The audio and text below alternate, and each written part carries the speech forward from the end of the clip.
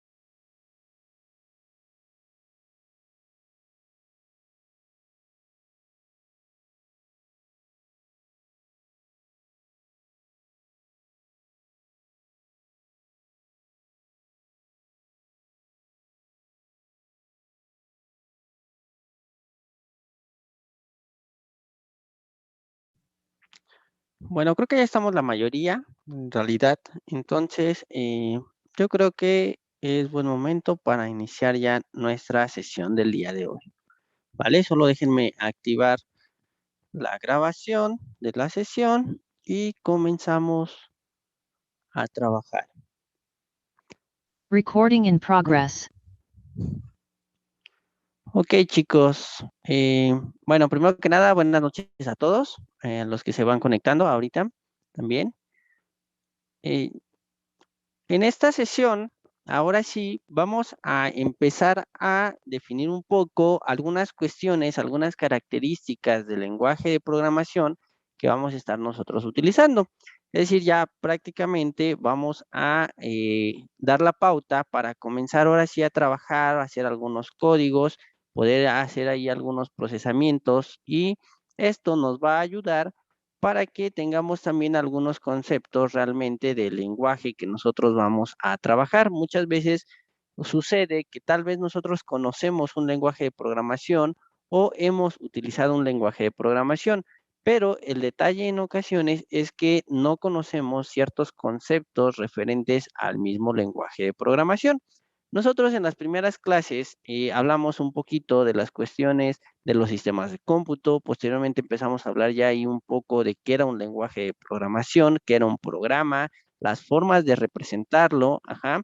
Y por ahí tienen ustedes una tarea para la parte de algunos conceptos, como que es un intérprete, que es un compilador, un traductor del lenguaje, ajá. Y también otra tarea muy sencilla, que fue la parte de los símbolos de los diagramas de flujo, ¿vale? Entonces, eh, como tal, no vamos a hacer tantos ejercicios para ver la parte de los diagramas de flujo, más bien me gustaría que lo fuéramos haciendo sobre la marcha con la parte de nuestros ejercicios o nuestras prácticas en realidad. Claro está que sí vamos a hacer, por ejemplo, algunos ejercicios para que vayamos practicando, ¿no? Sobre todo reconociendo los símbolos y ver cómo es que se llegan a utilizar. Pero básicamente lo vamos a ir haciendo ya cuando nosotros estemos programando. Vamos a empezar a programar algunos aspectos muy sencillos y vamos a estar realizando, en este caso, los diagramas de flujo y los algoritmos de nuestros programas. Es ahí donde en realidad vamos a estar practicando estas formas de cómo representar los códigos y al mismo tiempo vamos a generar nuestros códigos para que entonces sí entremos de lleno a algunos aspectos de la programación, ¿no?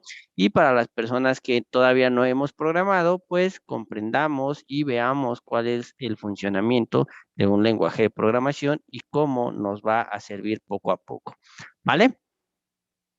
Entonces, para hablar primeramente de un lenguaje de programación y definir algunos conceptos, siempre es importante o es bueno hablar un poco de la historia del lenguaje de programación. Aunque a veces sé que suena un poco tedioso o a veces lo hacemos, lo dejamos de un lado porque lo que nos importa es mucho la parte técnica, también es bueno en cuestiones culturales que un ingeniero sepa lo que está utilizando o sepa cómo surgió. Entonces, no sé si ustedes conocían, pero el creador del lenguaje de programación de Python fue Guido van Rossum. Él es un matemático, y él trabaja o trabajaba, desconozco si todavía esté, en el Instituto Nacional de Investigaciones de Física e Informática en Ámsterdam. Creo que de hecho actualmente trabaja con, no sé si es con Intel o con Microsoft. Ha estado trabajando en los últimos meses prácticamente, de hecho años, que serán prácticamente 1 o 2 años desde que vi la noticia, si no me equivoco, que empezó a laborar ahí, ¿no? Apoyarlos. Pero regresando un poco más que la historia de Guido o de las cuestiones que él realiza, hablando respecto a Python, Python es un lenguaje de programación que posiblemente ustedes tienen poco que han escuchado hablar de él. No sé desde cuándo, por ejemplo, ustedes más o menos recuerdan que han escuchado este lenguaje de programación. Supongo que a nivel medio superior ustedes quizá llegaron a programar, no sé quiénes de ustedes ya programaron, o quienes están cursando una segunda carrera, quizá ya empezaron a ver algunos lenguajes de programación.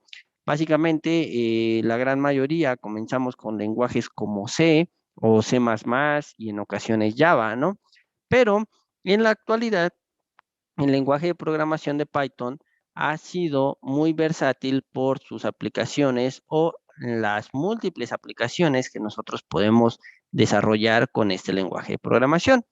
De hecho, en realidad, a pesar de que es muy reciente, si se dan cuenta y vemos ya los años, en realidad, desde cuando se empezó a formar o a establecer este lenguaje de programación, pues sí tiene ya algún tiempo, ¿no? En realidad, entre finales de los años 80, inicios de los 90, y algo que también es mencionado es que es un lenguaje orientado a objetos. Recuerden que nosotros ya hablamos un poco también en las clases previas de los paradigmas de la programación. ¿Qué quedamos que era un paradigma?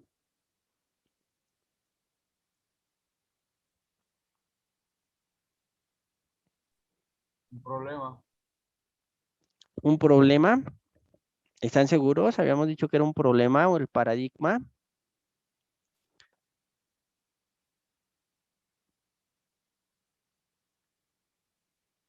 Vamos a dejarlo aquí, todavía no voy a cambiar, para que recordemos.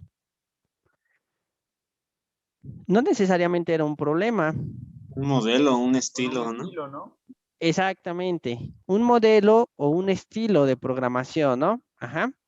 No tanto el problema, sino que realmente, dependiendo del estilo o el modelo que nosotros utilicemos, vamos a poder solucionar los problemas.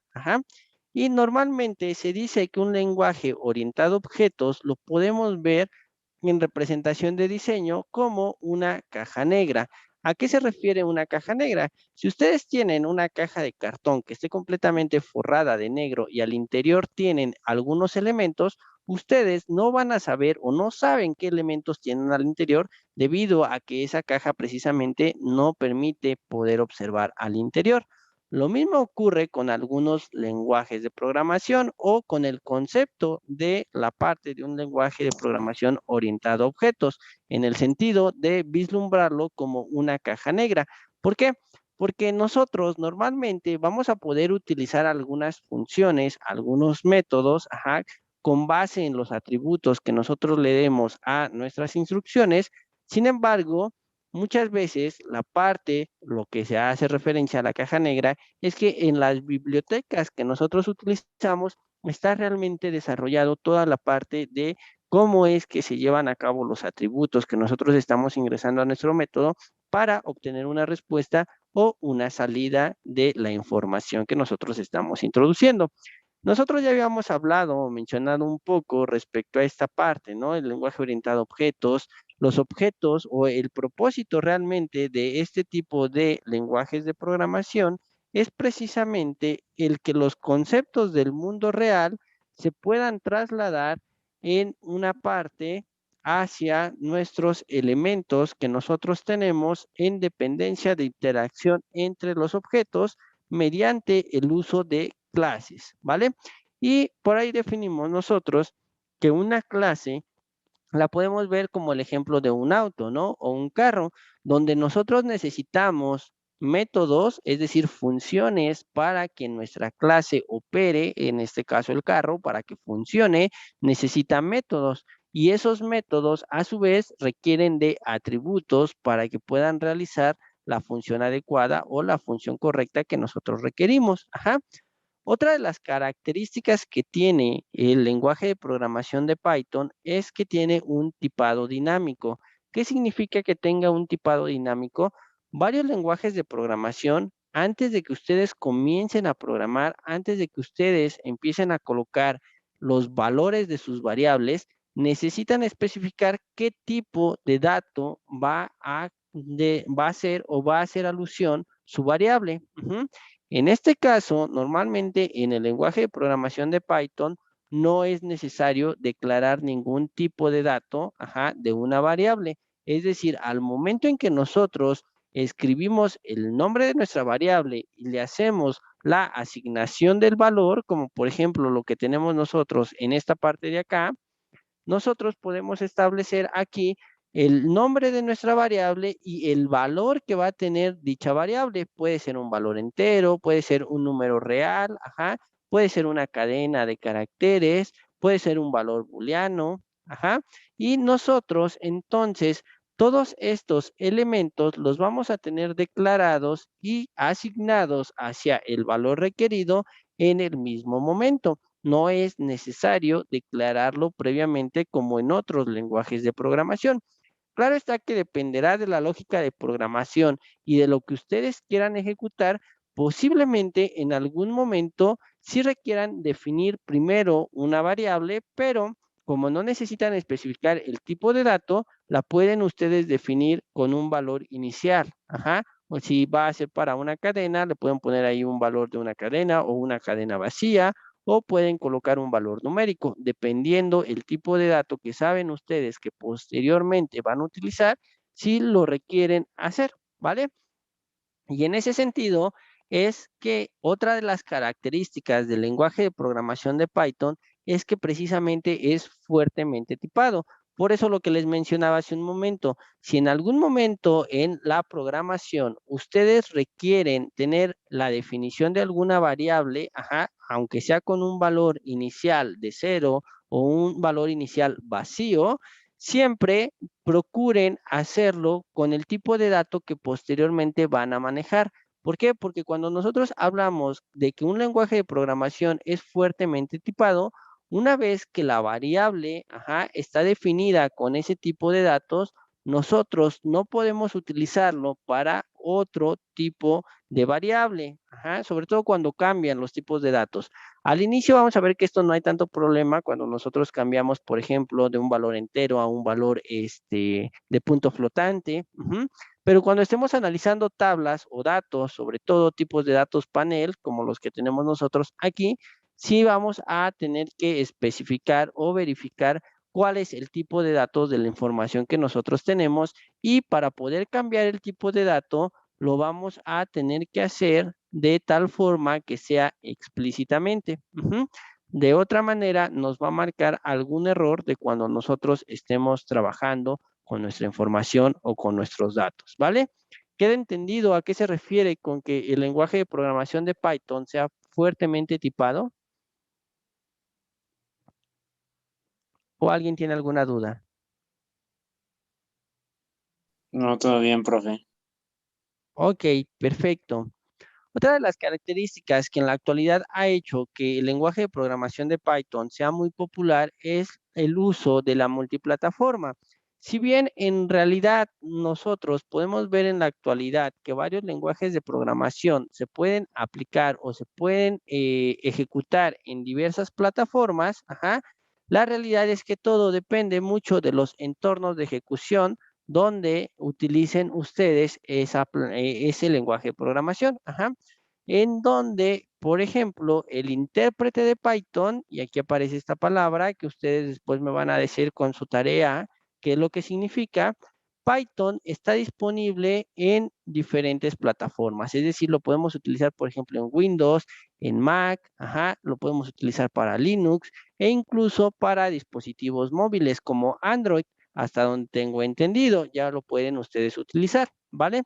O en sistemas embebidos, como lo son las famosas Raspberry, ¿no? Que en realidad esas se programan a partir de Linux, pero dentro de ya como tal la programación o el sistema operativo que traen estas pequeñas computadoras, realmente ya tienen integrado también el lenguaje de programación de Python. ¿Ok? A eso se refiere cuando un sistema es multiplataforma o cuando un lenguaje de programación es multiplataforma.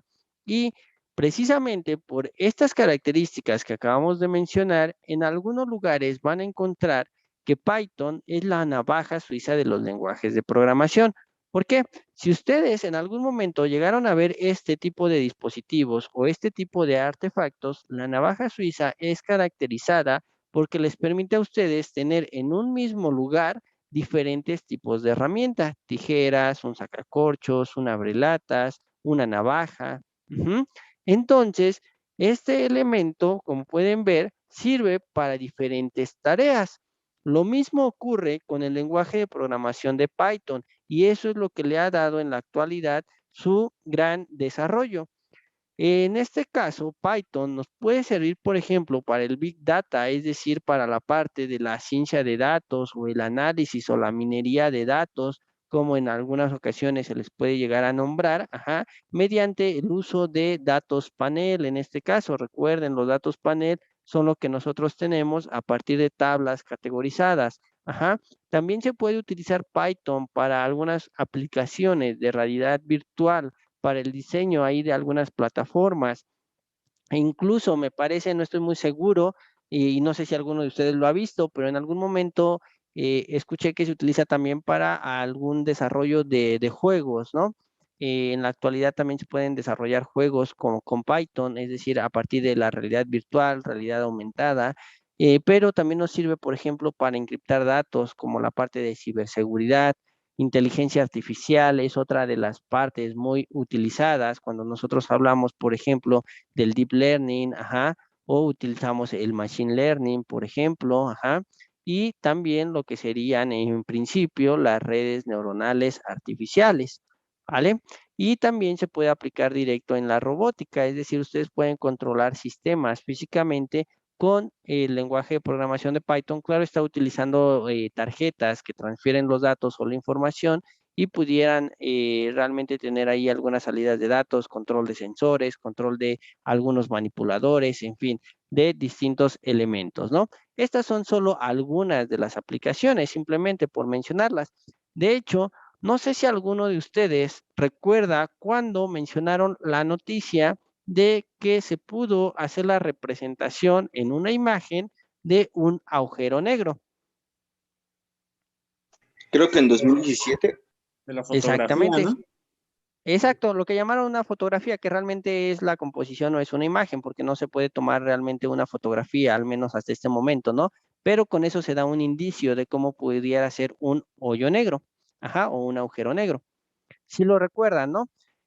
Realmente, y no sé si recuerden que fue una mujer quien hizo el procesamiento de esta imagen o de esta cantidad de información para generar la imagen. Realmente, una de las aplicaciones fue precisamente el uso del lenguaje de programación de Python. Utilizaron la librería matemática de NumPy para el procesamiento de la información o de los datos. Por eso es que les menciono que realmente no es que haya sido una fotografía, ¿no? Sin embargo, bueno, ahí son más cuestiones de prensa y demás, de cómo se publica la información al final, ¿no? Por ahí, de hecho, existen algunos memes respecto a eso, ¿no? Lo que dice la ciencia y lo que reporta en muchas ocasiones la prensa, ¿no? Sin embargo, bueno, lo importante es que les puedo mencionar que está ahí, de hecho, si ustedes lo buscan en esta parte, lo pueden llegar a googlear si quieren, ahí como Python, agujero negro, y también les va a aparecer la información de qué fue lo que se utilizó, ¿no? O al menos la reseña de cómo es que utilizaron el lenguaje de programación de Python para el procesamiento de los datos. Entonces, si se dan cuenta, realmente en este caso, Python, las aplicaciones que tiene sí son muy grandes y sobre todo el soporte que nos brinda es muy amplio, ¿no?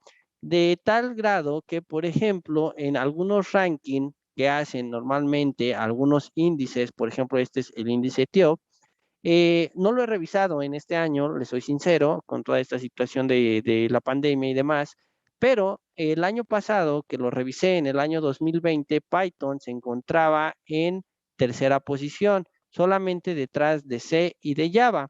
Ajá. Pero depende también el índice que se utilice o la referencia que ustedes consulten, pudiera ser que en algunos otros rankings lo coloquen en primer lugar o en segundo lugar. Ajá. Eso va a depender mucho de cuál sea la fuente que ustedes consulten. Sin embargo, tenerlo dentro del top 3 realmente sí es considerable, ¿no? ¿Vale? ¿Alguna duda hasta este momento? No, profesor. No, profe, gracias. Muy bien, ¿no? ¿De qué? Al contrario. ¿Vale? Ahora, ¿cómo se puede manejar Python? Python lo podemos utilizar en diferentes plataformas, lo podemos utilizar de diferentes maneras, pero una de las más sencillas es utilizando un manejador de ambientes, como lo es Anaconda.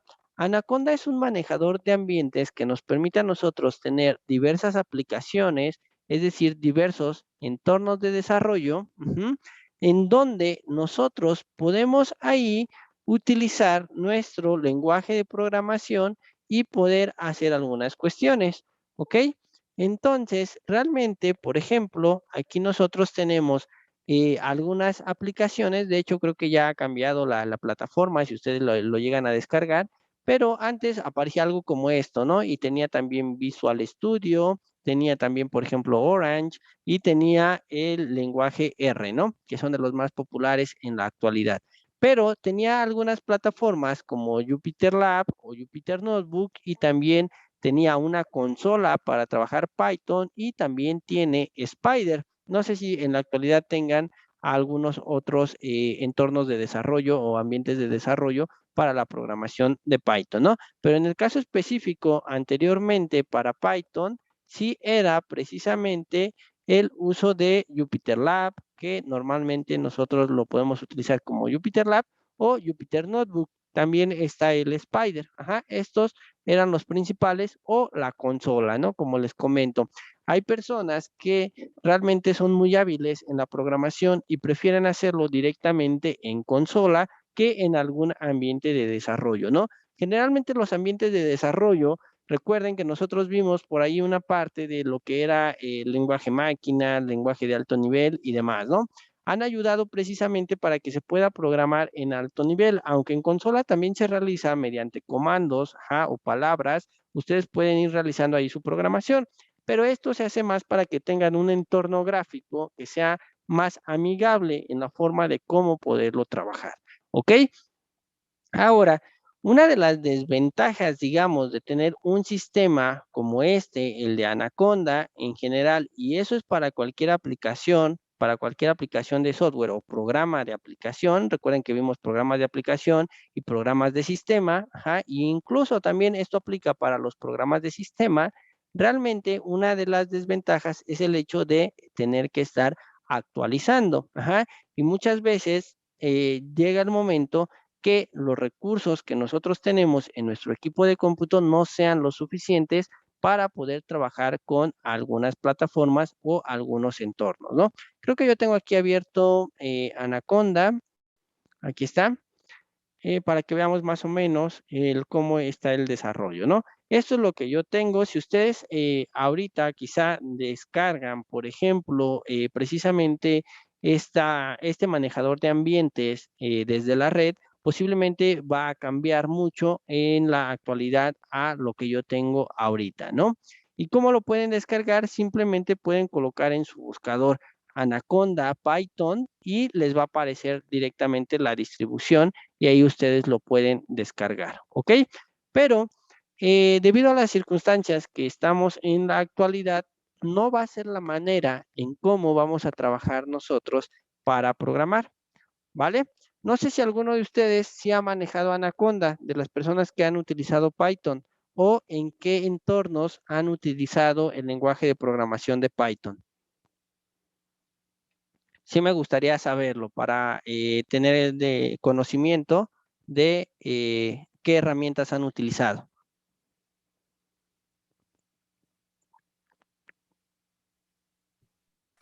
No, pues yo nunca lo he visto, profe. Pues, Ok. Kali Linux, pero como didacta, así para ver si podía craquear Spotify, pero pues sí salió. Ok, ok, muy bien. Ok, acá por ejemplo, Karime se ha utilizado Visual Studio y Google Colab. Ok, perfecto. De hecho, es hacia donde vamos nosotros, ¿no? No lo vamos a trabajar realmente desde esta plataforma o con Anaconda, pero sí vamos a estar trabajando nosotros precisamente con Google Colab. ¿Por qué? Porque es una plataforma que, dadas las circunstancias, va a ser más sencillo de que nosotros trabajemos. Tiene algunas ventajas, ajá, como cuáles. Nosotros no necesitamos configurar nuestro equipo de cómputo para poder trabajar en este sistema o en este apartado. Es decir, es una aplicación que realmente nos proporciona, en este caso, Google, y nosotros podemos trabajar ahí con la plataforma de Jupyter, pero aplicado o que está montado en la parte de Google Colab. Una de las ventajas de no tener que configurar nuestro sistema de cómputo es que todas las librerías ya están previamente instaladas, ajá, a menos que sea algo muy específico o alguna librería muy particular para un fin, sí tendríamos que instalarla, que de hecho en algún momento lo vamos a hacer para que veamos ahí cómo es que se debe de manejar o qué debemos nosotros de manejar, ¿ok? Otra de las ventajas es que hace uso de un GPU. ¿Quién de ustedes me puede decir qué es el GPU? Es yo lo entiendo como un auxiliar del CPU, ¿no? Que tal vez ayuda al CPU a no tener tanta carga. Bueno, va por ahí el asunto, ajá, pero Es en realidad, ajá, adelante. no es lo que maneja algo de, creo que bueno, tengo un primo que es gamer y dice que es para las tarjetas gráficas y todo eso, ¿no? Exactamente, en Entonces, realidad no es un procesador como tal, como el CPU de una computadora, ajá, no es la unidad central de proceso, pero sí está especificada para las cuestiones de gráficos. Es un procesador gráfico, ajá, es una unidad de proceso gráfico para que las cuestiones se vean mucho mejor en la parte de precisamente esto, ¿no? Los gráficos, la imagen, que no se distorsione tanto y se empezó a utilizar en un inicio precisamente para cuestiones de entretenimiento, ¿no? Para video, para los juegos realmente, pero la realidad es que lo que se ha notado es que el GPU, precisamente para poder renderizar o poder ver todos los gráficos o la información, trabajan más rápido o con una velocidad mayor comparado con los CPUs. Entonces, en ese sentido, en la parte de programación, algo que ayuda bastante es precisamente el hecho de que permite agilizar procesos. Y cuando ustedes tienen una carga de información muy grande o están trabajando, por ejemplo, en las áreas de Machine Learning y Deep Learning, cuando ustedes programan redes neuronales, sí es muy importante la velocidad para que no tarden tanto sus procesos. Y normalmente si ustedes más o menos han tenido la curiosidad, perdón, de ver algunos equipos de cómputo, van a ver que los precios se elevan cuando una computadora tiene un GPU. Entonces, si nosotros utilizamos esta plataforma de Google Colab, no requerimos realmente el uso como tal de algún sistema, físico en nuestra computadora. Accedemos a un servidor de Google que tiene el GPU y nos permite trabajar con él. Otra de las ventajas es que fácilmente vamos a podernos compartir la información. ¿Por qué? Porque como es una plataforma de Google, directamente todo lo que ustedes hagan ahí se lo va a guardar directamente en su unidad de Drive. Que lo único que requieren, pues, una cuenta en Gmail para que ustedes puedan tener automáticamente guardada toda esa información en su Drive. Algunas de las desventajas que podemos tener utilizando esta plataforma es que forzosamente necesitamos conexión a Internet para poder entrar al servidor. Desconozco si ya haya aplicaciones como tal para utilizarlo sin necesidad de estar conectado al Internet. Por ahí en algún momento había visto información de que ya se iba a poder utilizar para algunos aspectos, pero la verdad no lo he revisado todavía, no he profundizado en esa parte. ¿Ok? La RAM, normalmente la RAM que nos proporciona son 10 gigas. Aparentemente ustedes dirían, pues eso podría ser una ventaja, ¿no? Y sí, es verdad, es una ventaja, es más de lo que posiblemente podamos tener nosotros en algún equipo de cómputo, ¿no? O habrá quienes tienen mayor capacidad. En realidad, lo que vi hace poco es que esto es de 15 gigas o 16, lo que nos da realmente de uso para RAM en este caso, pero va a depender también, recuerden, en este caso, de la conexión que ustedes tengan en su equipo de cómputo, es decir, la conexión a Internet, ¿vale? Eh, en este caso, más de una persona no puede editar el código, al menos que al momento de compartir nosotros otorguemos ciertos privilegios.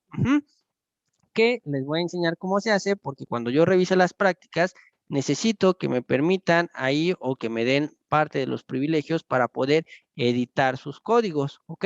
Para que podamos retroalimentar qué es lo que están haciendo y sobre todo para que se los pueda evaluar, claro está, ¿ok? Una de las principales ventajas es que sí es un entorno un poco cerrado. Esto quiere decir que si Google ya hizo uso de la librería que requerimos, sí se puede implementar. Si no lo ha hecho, no se puede implementar. Sin embargo, todo lo que vamos a hacer, todas las librerías que vamos a utilizar ya están o pertenecen a Google. De hecho, algunas partes o algunos laboratorios dentro de Google se encargan precisamente al desarrollo de algunas librerías y de algunas funciones y métodos para directamente Python. Entonces, gran parte de las librerías se encuentran en algunos otros servidores también de Google, ¿vale? ¿Alguna duda? ¿Alguna pregunta? No, profe. No, profe. No, perfecto. Vamos a hacer una pausa en este momento. No sé si todos en este momento estamos a través de un sistema de cómputo o hay alguien que esté conectado desde su celular. Ya estoy en mi celular. Yo Ok. también, profe. Ok, Necesitaría aprender la compu. muy bien, vale. No se preocupen, el día de hoy como tal todavía no vamos a hacer muchas cuestiones, simplemente quiero mostrarles cómo entrar a la plataforma de Google Colab, para que después vean cómo trabajar. Tampoco los voy a obligar a que tengan que estar siempre conectados en la computadora, pero en este caso, y siendo una materia de programación, a medida de lo posible, pues sí sería mejor que estén en un equipo de cómputo, porque es un poquito más sencillo, ¿no? El poderlo visualizar y demás. A veces visualizar toda la información o visualizar las cosas en una pantalla pequeña como la de un teléfono celular, pues sí se nos complica un poquito, ¿no? Al momento de que nosotros estemos programando y demás. Además que otra de las cuestiones es que normalmente suelo hacer que ustedes me compartan su pantalla para ver si existe algún error y entre todos buscar cuál es el error en su código, además de podernos retroalimentar, ¿vale? Entonces, en ese sentido, sí me gustaría que a medida de lo posible pudieran ustedes tener esa posibilidad, ¿no? De que sea en un equipo de cómputo. Existe una aplicación que he utilizado, aunque muy poco, para celulares, que es Colab App.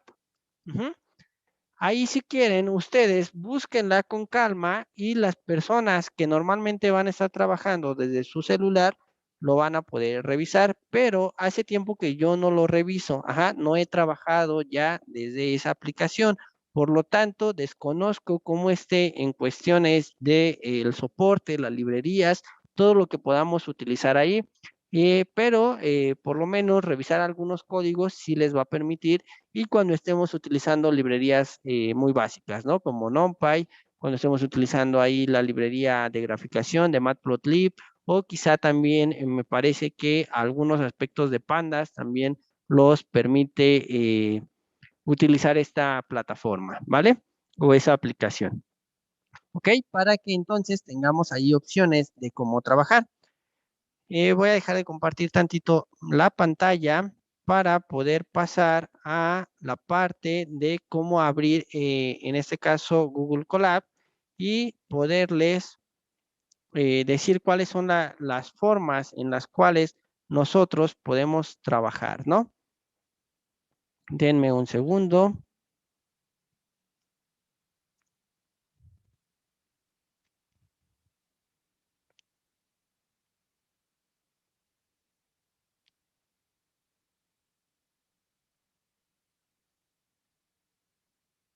Vale. Ahí ya pueden ver mi pantalla. Sí, profe. Ok, muy bien. Perfecto. Hay dos formas en las cuales nosotros nos podemos sintonizar o conectar a Collaboratory. Ajá. En ambas necesitamos primero que cuando nosotros entremos al explorador, ajá, que estemos utilizando y estemos directamente en Google, nosotros estemos en nuestra cuenta, ¿vale? En la cuenta que ustedes tienen de su correo de Gmail. Y las formas más sencillas de poder acceder es colocar, por ejemplo, directo en el buscador Collaboratory o Google Colab. Ujú. Si ustedes colocan ahí Collaboratory o Google Colab, les va a enviar el link directo de esta pantalla que ven ustedes aquí. Si gustan ahorita, todavía no lo hagan, ahorita les doy un tiempo para que ustedes lo puedan intentar, ajá, pero ahorita sí necesito que presten atención de cómo lo podemos ir haciendo, ¿no? Lo primero que les va a dar es esta pantalla, y desde aquí, si ustedes ya tienen algunos elementos dentro de su equipo de cómputo, es decir, en su Drive, porque recuerden que aquí estamos trabajando en una extensión directa de Google, ahí van a aparecer toda esta información, ¿no? Todos los elementos que ustedes ya han trabajado previamente, ¿no? De hecho, aquí les dice cuándo fue abierto por última vez, ajá, y cuándo fue abierto por primera vez, ¿no? Y aquí les menciona la ubicación, es decir, que está en este caso en su unidad de Drive, ¿no? O las pueden eliminar. Pero si ustedes no tienen como tal todavía trabajado alguno, posiblemente no les va a aparecer ninguno de estos archivos. Ajá, simplemente les va a aparecer esta pantalla, va a ser muy similar, pero lo único que ustedes tendrían que hacer es, tenemos dos opciones. Una, colocar aquí que les dé bloc de notas nuevo, o darle en la parte de cancelar. Si le dan en la parte de cancelar, les va a despejar toda esta información, que es como una bienvenida que les da realmente aquí la plataforma, en este caso de Colab o de Collaboratory, y les da algunos aspectos, ¿no? Aquí introducción, les dice algunas de las aplicaciones y da algunos ejemplos realmente de lo que se puede realizar, y les habla algunos aspectos, ¿no? Por ejemplo, aquí les dice algunas de las cuestiones que les permite hacer, en este caso con el GPU o con el TPU, ¿no? Y ahí realmente les da más recursos, ¿no? Por ejemplo, algunas guías, algunas descripciones, ajá. Todo esto, digamos, es un material de apoyo o de soporte para que ustedes puedan tener más conocimiento de cómo trabaja directamente Collaboratory, ¿no? Que normalmente también es conocido simplemente como Colab, ajá. Y cómo vamos a abrir un nuevo archivo o un nuevo notebook. Ajá, eso es importante también considerar. Ahorita vamos a hablar de esas cuestiones o de esos aspectos o de los términos. Nosotros, aquí como cualquier otro, como cualquier otra aplicación de escritorio, tenemos un menú. En el caso de este menú, nosotros podemos ir al menú de archivo, y desde aquí podemos darle que nos habla un bloc de notas nuevo. Nosotros lo pudimos haber hecho desde la primera ventana que les aparece ahí, sin darle en la parte de cancelar, y simplemente darle en bloc de notas nuevo. Sin embargo, quería mostrarles toda esta información que les despliega en este caso Collaboratory, para que ustedes puedan ver que también tienen ahí algún soporte o alguna forma de poderse comunicar o en el sentido de tener la información, ¿no? Si en algún momento requieren algo, por ejemplo, un video introductorio sobre la plataforma y demás, ¿ok?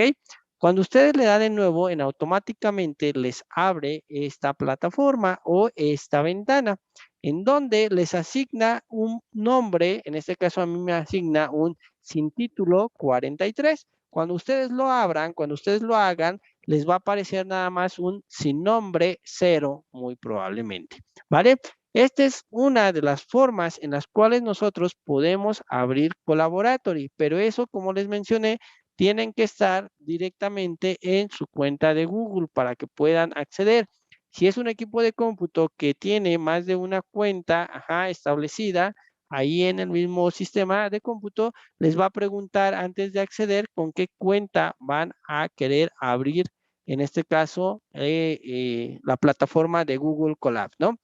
Existe otra forma para poder entrar.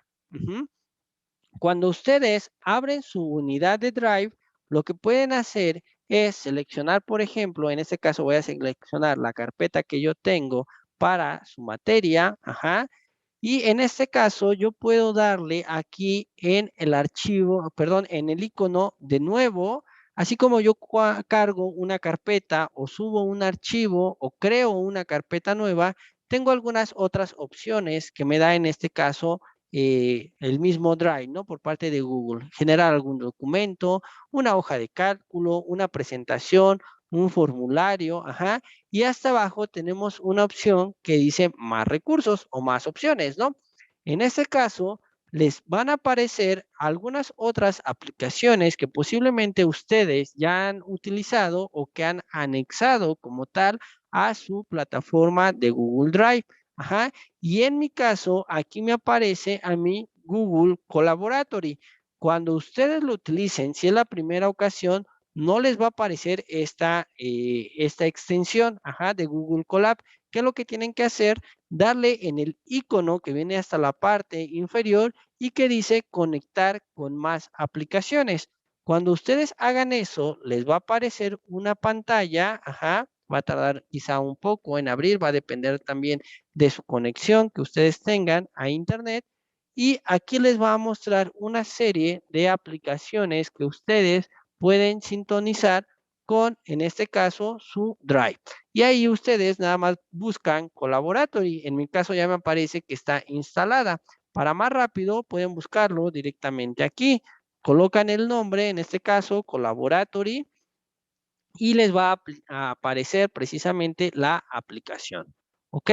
Y una vez que ya la tengan instalada, ya la pueden ustedes directamente abrir para que de esta manera ustedes puedan trabajar en la aplicación, ¿no? De hecho, aquí cuando están en la aplicación, les aparece el inicio general, algunos permisos, reseñas, ¿no? Es decir, como en todo, cuando realmente tienen ustedes la parte de poder utilizar alguna aplicación, ¿no? Como la tienda de aplicaciones también que existe en Android y demás, ¿no?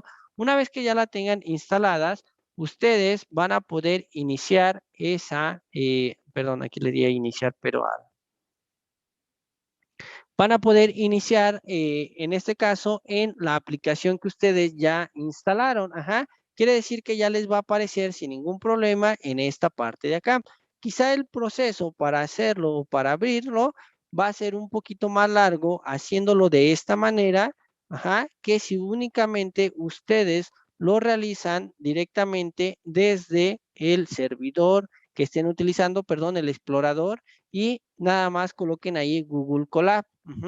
Ahora, si se dan cuenta, los dos elementos van a aparecer en mi Drive. ¿Por qué? Porque los tengo desde mi cuenta.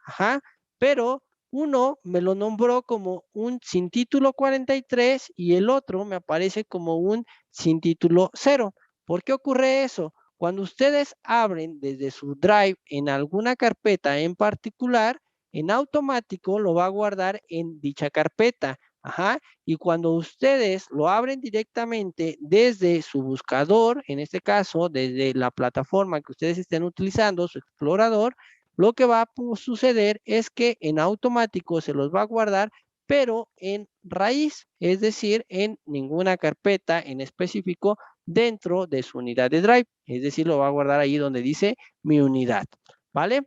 Esa es la diferencia de hacerlo de una u otra manera, aunque como les comento, lo más sencillo es hacerlo desde su explorador que ustedes tengan, ¿no? Ahí nada más desde Google, ¿vale?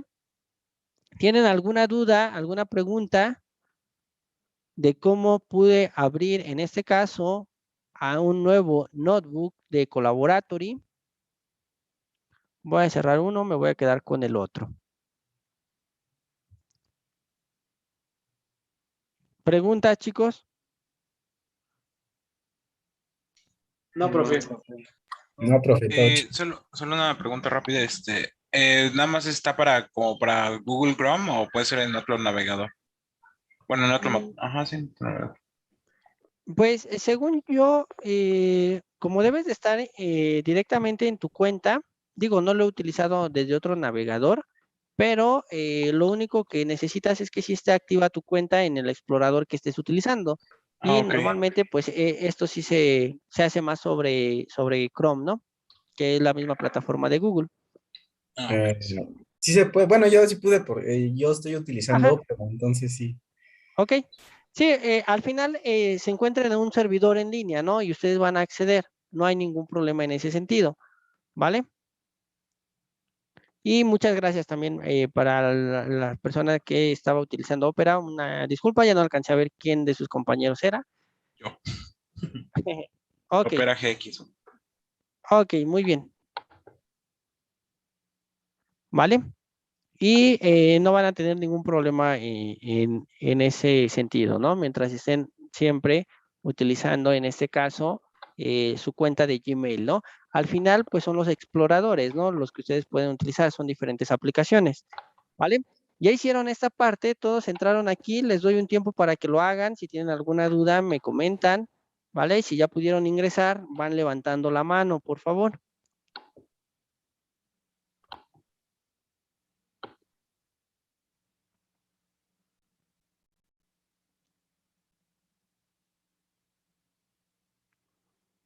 Muy bien, ya lo están realizando. Que creo que todavía son pocos.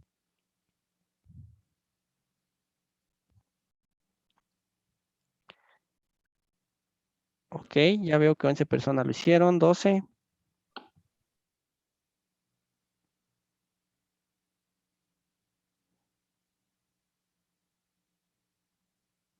Los demás, ¿listo? Ok, perfecto.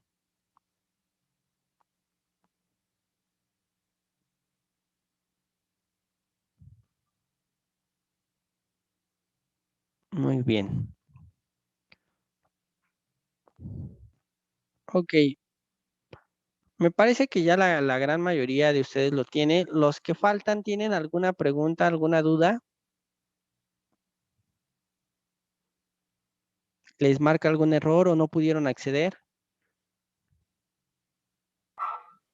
Yo solo tengo la conexión un poquito lenta, profe. Ah, ok, vale. Entonces es más por la cuestión de tu conexión de internet que realmente el que no se pueda acceder, ¿no? Sí, profe. Ok, muy bien. Ok, si gustan igual ya pueden bajar la mano, no hay ningún problema. Voy a dar un poquito de más explicaciones respecto a esta plataforma, algunas cuestiones que nosotros podemos aquí trabajar, ¿ok? Y con esto, pues vamos a nosotros conocer cómo es que vamos a trabajar, ¿no? O con qué vamos a trabajar realmente dentro de nuestra plataforma, ¿no? De Google Colab, ¿vale? Mientras, también las personas que van faltando, pues ahí lo pueden ir haciendo, ¿ok? Esta clase en particular, yo creo que sí les voy a subir el video para que ustedes con calma lo puedan ir revisando y vean las opciones de cómo entramos a la plataforma y conozcan también algunas de las cuestiones, ¿no? De esta plataforma, ¿ok? Entonces, si gustan, dejen un momento los que faltan todavía de entrar y vean un poquito todas las cuestiones que vamos a ir viendo o lo que voy a ir haciendo aquí en este momento. Voy a hacer un poquito más grande la pantalla para que ustedes lo puedan ver mejor, ¿no? En este caso tenemos, como ya habíamos dicho, un menú, ¿no? Si se dieron cuenta, en este caso yo cambié el nombre. Yo cambié el nombre de mi archivo, de mi programa, en este caso, o de mi cuaderno. A esto de aquí se le conoce como un cuaderno. ¿Por qué? Porque realmente nosotros tenemos estructurado esto como si estuviésemos escribiendo. ¿Qué es lo que podemos escribir? Podemos escribir código en diferentes celdas, pero también nosotros podemos agregar texto, podemos agregar aquí algún texto que nos va a indicar, por ejemplo, no sé, si nosotros queremos poner aquí alguna información como decir que vamos a ponerlo así, mi primer programa, ¿vale? Y ahí lo único que hice es que ya no me aparece en la forma de texto, pero ¿qué pasó o qué teclas utilicé para yo salirme de la edición? Una vez que ustedes dan una celda de texto, lo que ustedes pueden hacer una vez que ya terminaron de generar el texto o la información que van a colocar ahí, es con las teclas de Shift y Enter, ajá, les va a hacer lo que se conoce como la ejecución de la celda y con base en ello ustedes ya tienen ejecutada la celda tanto de texto como de código. A diferencia de las celdas de texto, nosotros en las celdas de código, que son estas de acá, que si se dan cuenta tiene unos corchetes del lado izquierdo, ajá, al inicio de la celda, y aparte tiene como un botón precisamente de esos que vemos normalmente en los reproductores. Este botón nos permite ejecutar la celda, además de las teclas control y enter. Ajá. Control enter nos permite a nosotros ejecutar la celda, al igual que shift y enter. Y también el botón que nosotros tenemos aquí del lado izquierdo. A diferencia de cuando estén editando el texto, cuando ustedes coloquen texto, realmente lo vamos a hacer nada más con shift y enter. ¿Ok? De hecho, no sé si se pueda con control, nunca lo he intentado, pero según yo nada más es con shift y enter. Sí, con control no permite hacerlo, ¿vale? Algunas de las características o algunas de las cuestiones que nosotros podemos tener aquí es el hecho de que nosotros podemos colocar nuestro texto como si fuese un encabezado, es decir, aumenta el tamaño que nosotros tenemos.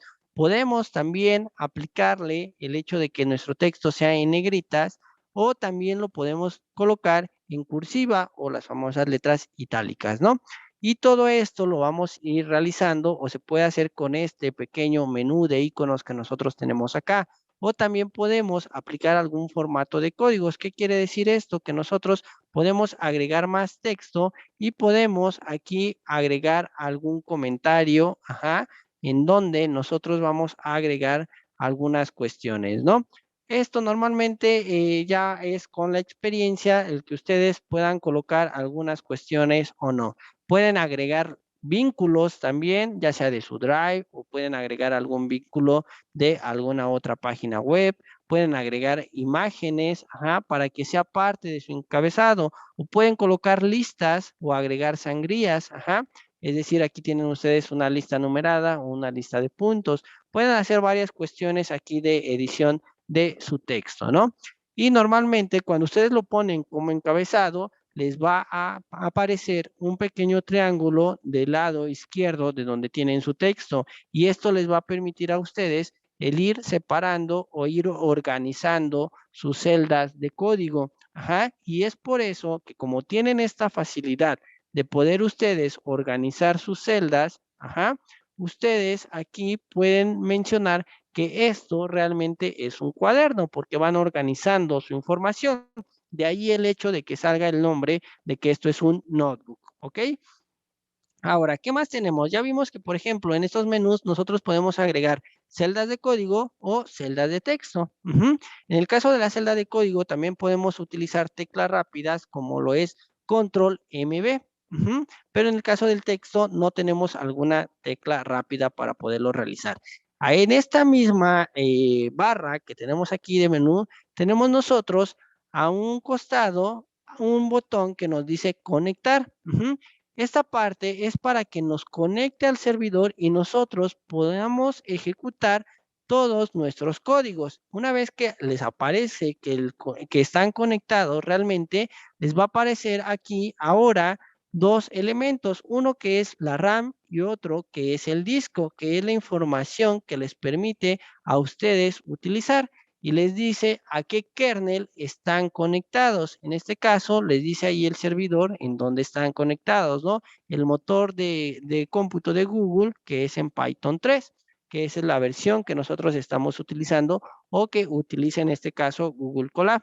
Les informa cómo está la RAM en ese momento, ajá, de cuánto disponible tienen, que si se dan cuenta ahí menciona casi son 13, ¿no? Y de disco duro, cuánto están utilizando o cuánto pueden ustedes utilizar, ¿no? Y entonces ustedes se pueden conectar a un entorno de ejecución alojado, un entorno de ejecución local. Estos no los vamos a utilizar, no se preocupen, pero también pueden administrar sesiones. Ajá. Este normalmente a veces sí es necesario. ¿Por qué? Porque muchas veces podemos tener más de un cuaderno abierto y nosotros podemos cerrar algunos de ellos para liberar un poco de la memoria RAM que estén utilizando. Y simplemente al darle finalizar, les da ahí algún mensaje de que si en verdad quieren finalizar ese archivo o ese programa, le dan que sí y en automático les va a borrar o les va a dejar de ejecutar, ¿no? Entonces ya no va a aparecer ninguna sección activa, ¿no? Y en realidad, si se dan cuenta, ahora el botón en un inicio me decía conectar, ahora me dice reconectar. ¿Ok? ¿Por qué? Porque ya lo había conectado en algún momento. Algo que es importante mencionar es que no tienen ustedes que directamente conectar o tener que presionar ese botón cuando estén trabajando, ¿vale? Cuando ustedes estén trabajando, normalmente en automático, cuando ejecuten su primer celda de código, se va a conectar al servidor para poder trabajar o para poder operar, ¿vale? ¿Alguna pregunta, chicos? ¿Alguna duda hasta aquí? No, profe. No, profe. Muy bien. Ok. Los que tienen la mano arriba fue de hace rato, ¿verdad? No es que tengan alguna pregunta. Ah, ok, sí, se me olvidó. ¿Sí? Ok, no se preocupen. No hay ningún problema. Solo preguntaba si todavía tenían alguna duda o algo por el estilo, ¿no? Si no hay dudas, para bajar entonces nada más la mano y ahí continuamos, ¿vale? Ahora, como cualquier otro programa o aplicación, también tenemos un menú, ¿no? Normalmente todos los programas tienen el menú de archivo, editar, ver, insertar, y estos sí son muy particulares de aquí del entorno de ejecución, ¿no? En este caso de Collaboratory, ¿vale? Vamos a ver cada uno de estos menús. En el archivo tenemos, por ejemplo, ubicar en Drive, es decir, dónde lo tenemos guardado, abrir un nuevo notebook, ajá, abrir alguno existente o subir alguno que nosotros queramos guardar si es que lo hemos trabajado en alguna otra plataforma, o si queremos mover alguna información, renombrar nuestro archivo, guardarlo o incluso descargarlo. Y para descargarlo tenemos dos opciones. Una que es el formato .ipynb, que en realidad es el formato para los notebooks, y el otro que tenemos el formato .py, que es nada más el formato para algunas otras interfaz en donde nosotros podemos utilizar Python, ¿no? Cuando nosotros veamos que la extensión es .ipynb, quiere decir que se realizó en una plataforma tipo cuaderno. Cuando no, quiere decir que se utilizó algún otro entorno de desarrollo, ¿vale? En editar nosotros podemos ahí deshacer la última inserción de la celda, ajá, pueden seleccionar las celdas, cortar alguna selección, copiar, pegar, es decir, lo que normalmente en algún otro software ustedes lo pueden hacer. En ver, simplemente nosotros podemos ver aquí el índice, es decir, lo que tenemos de este lado, ajá, y si se dan cuenta, el índice que me coloca es con base a lo que nosotros estamos colocando aquí de los textos que vamos poniendo y si queremos agregar más secciones, ¿no? Si queremos agregar otra sección, aquí aparece ya nuestra nueva sección, ajá. Si nosotros queremos agregar, entonces ya tenemos, si se dan cuenta, tenemos código dentro de la sección que dice mi primer programa, son solo 3 celdas, y tenemos acá donde dice sección nueva, que son 7 celdas, ¿no? Ahí ustedes pueden ir agregando precisamente las celdas e ir clasificando o dividiendo, ¿no? Sus códigos. Eso lo pueden utilizar, por ejemplo, cuando hagamos las prácticas y sean más de un ejercicio pueden tener este orden y ahí poder colocar cuál es su primer ejercicio, el segundo ejercicio y todo lo que ustedes vayan desarrollando, ¿no? Por eso es importante esta parte también, ¿vale? Y eso lo vimos desde aquí, desde el punto de ver, ¿no? Tiene algunas otras cuestiones como ocultar las secciones que tenemos, expandir las secciones, mostrar u ocultar código. Algunos, claro está, que se van a ir activando al momento en que nosotros tengamos disponible la información o que nosotros ya hemos trabajado, ¿no? En la parte de insertar, normalmente lo que vamos a hacer es insertar celdas, ya sea de código, insertar de texto o insertar algún encabezado para cada una de nuestras secciones, ¿no?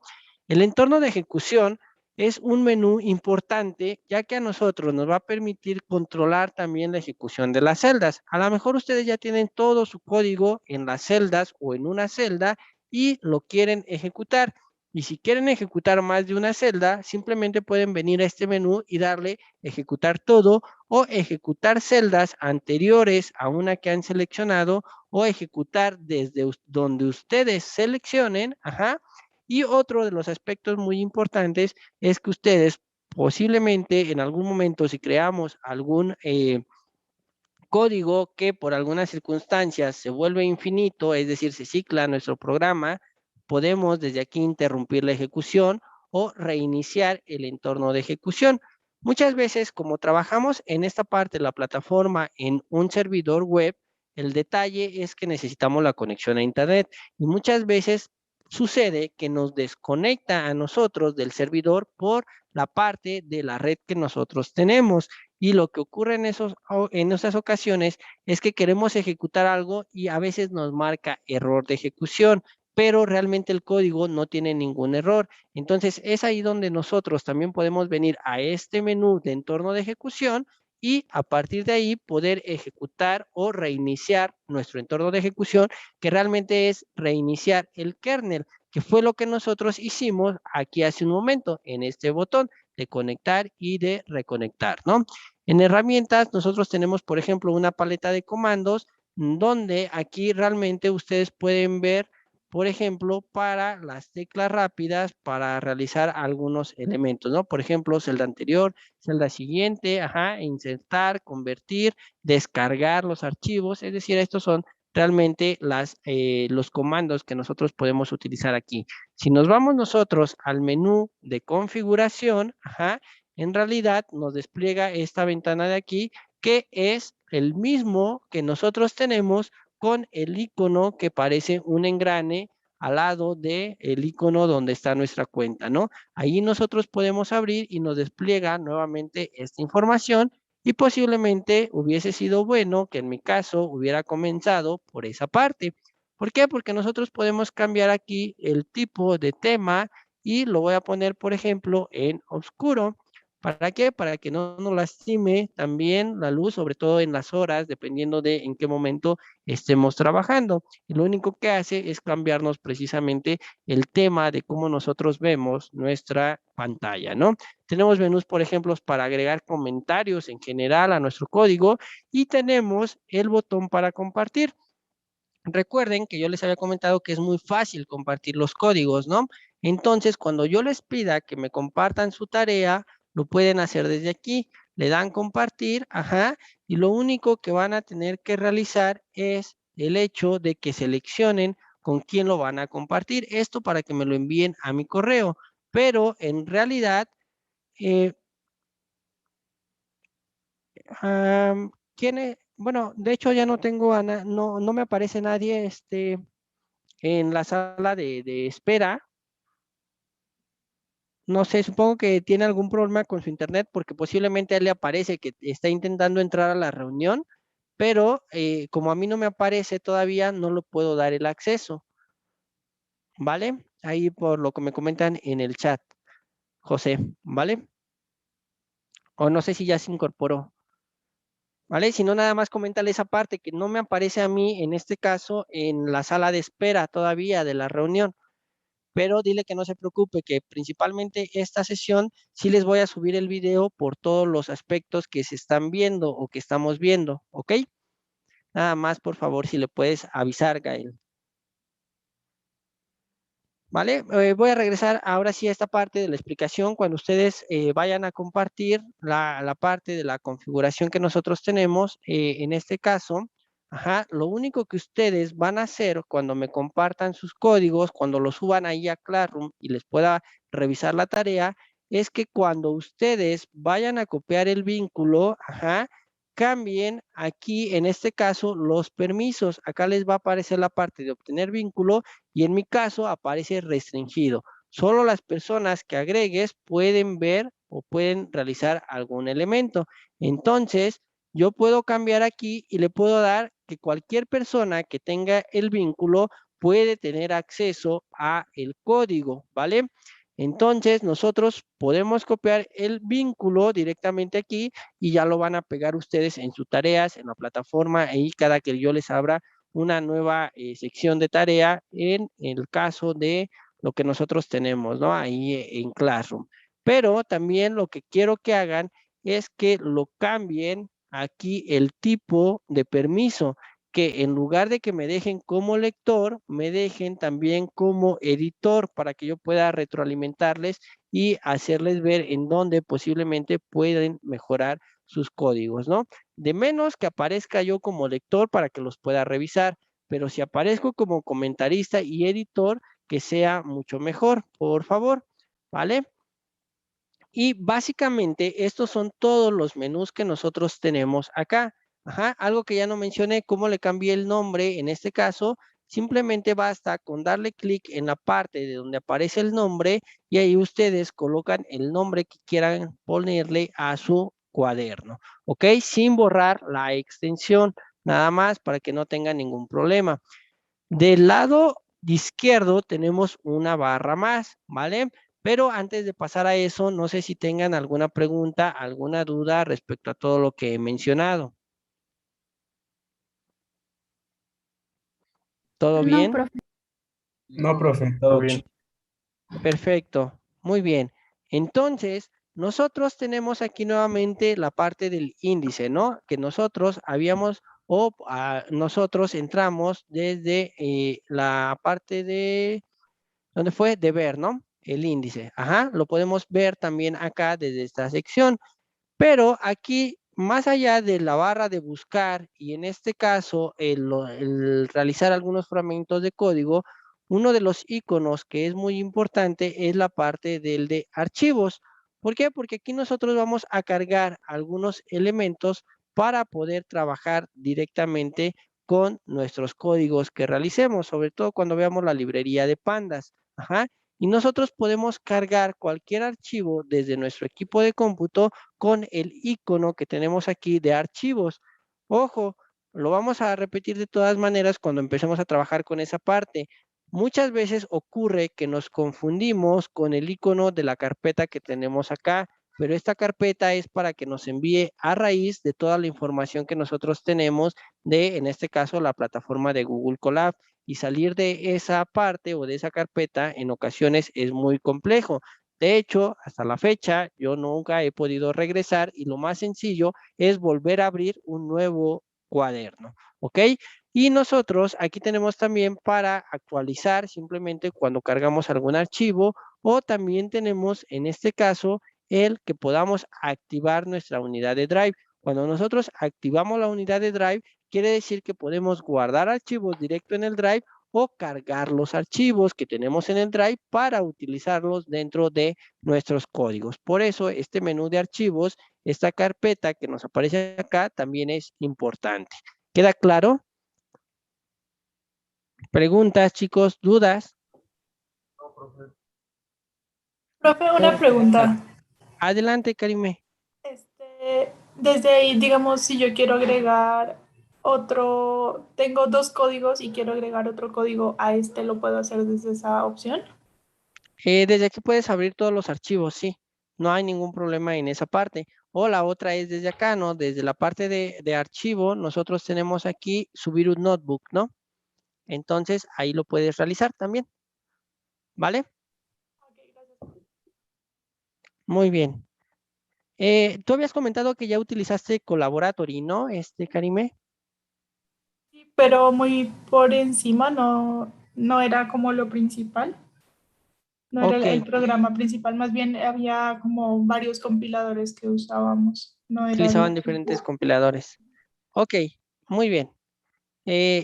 Bueno, nada más si puedes mandarme como mensaje aquí en el chat para no interrumpir también tanto, ¿qué compiladores utilizabas o qué entornos de desarrollo más bien fueron los que utilizaste para utilizar Python? Vi que por ahí colocaste Visual Studio, pero no sé si has utilizado algún otro, ¿vale? ¿Alguien más, chicos? ¿Preguntas? No, profe, todo bien. ¿Todo bien?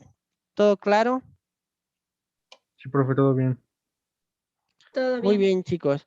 No sé si de las actividades que realicé aquí ustedes las fueron haciendo también y les apareció prácticamente lo mismo o tuvieron algún problema, algún detalle. De cualquier manera, como cualquier otra aplicación, ¿ok?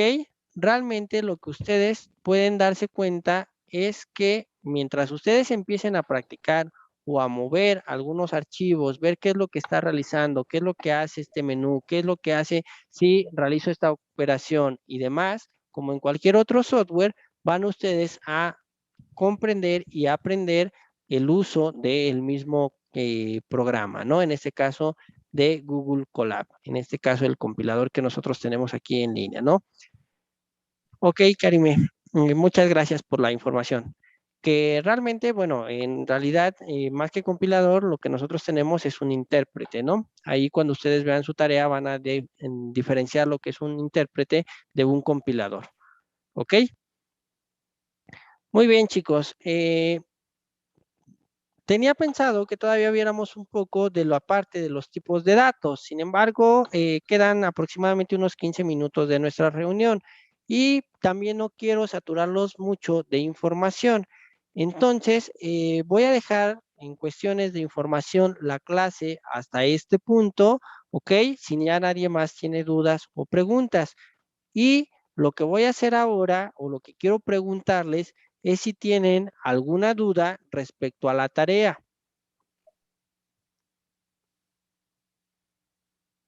O todavía no lo han revisado. Pues las Sí, yo sí tengo un poquito, más bien bastantes dudas, es que la verdad no recuerdo bien como tal qué es lo que dijo que debíamos hacer, entonces estoy un poco perdida. No sé si Oh, pudiera hacer favor de explicar. claro que sí, déjame, dejo de compartir la pantalla y busco la información, ¿no? Sí, gracias. No de que al contrario, ¿dónde la tengo? Aquí está.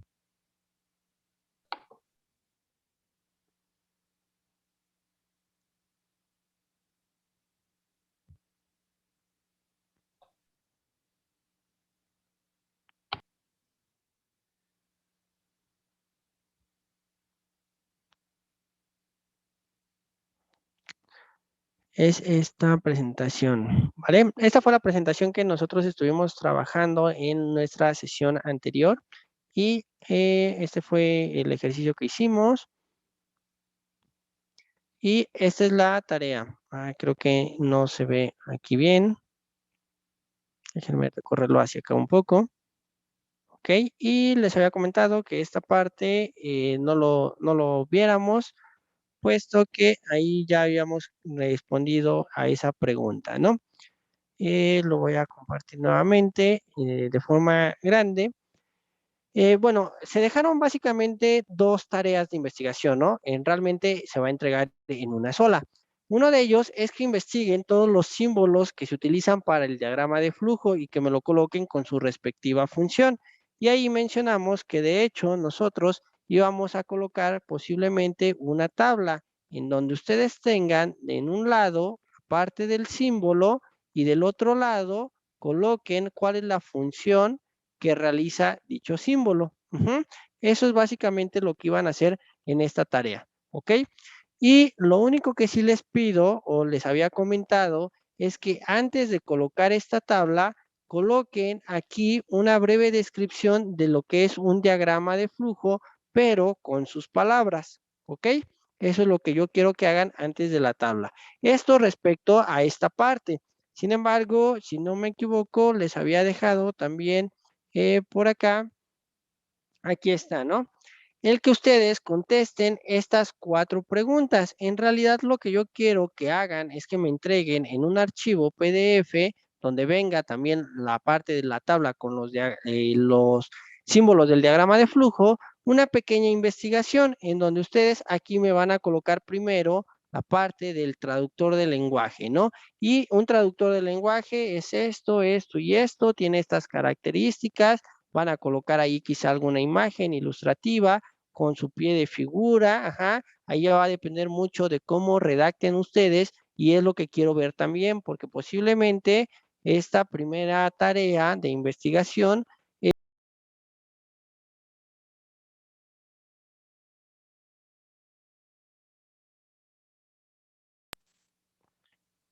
una disculpa, no sé si se cortó mi audio. Sí, un poco. Ok, muy bien, una disculpa, ¿vale? Lo que quiero entonces es que me hagan esta parte, que me coloquen toda la parte de los elementos, ¿no? Realmente de cada uno de estos conceptos y ya nada más, yo después les diré si está bien su tarea, si van a corregir algunos aspectos de la misma, ¿vale? No sé si haya más dudas respecto a eso o cuáles son las dudas puntuales. No, yo ya estoy bien, gracias. Ok, perfecto. Perdón, Muy bien. Sí, adelante. ¿todo va en un mismo archivo? Sí, en el mismo archivo. En el mismo archivo lo pueden colocar. Ok, gracias. ¿Ok? No hay como tal un número específico, Brian, de tu pregunta. Ajá, de renglones por pregunta, no. Ahí va a depender más de la información que ustedes coloquen. Tampoco quiero que solo copien y peguen. Lo que quiero es que comprendan la información, ¿ok? Puede que sea muy concreto, muy conciso y con eso sea suficiente. ¿Vale? Muy bien, chicos, pues si no hay más preguntas tampoco respecto a la tarea, por mi parte sería todo el día de hoy. Nos vemos la próxima semana. Que tengan una bonita noche. Gracias por haberse conectado el día de hoy. Que Dios les bendiga, síganse cuidando y que tengan un excelente fin de semana, ¿vale? Pues, Muchas profe, gracias. igualmente. Gracias. Gracias a ustedes. Hasta luego. Igualmente. Hasta luego, profe. Chao, profe.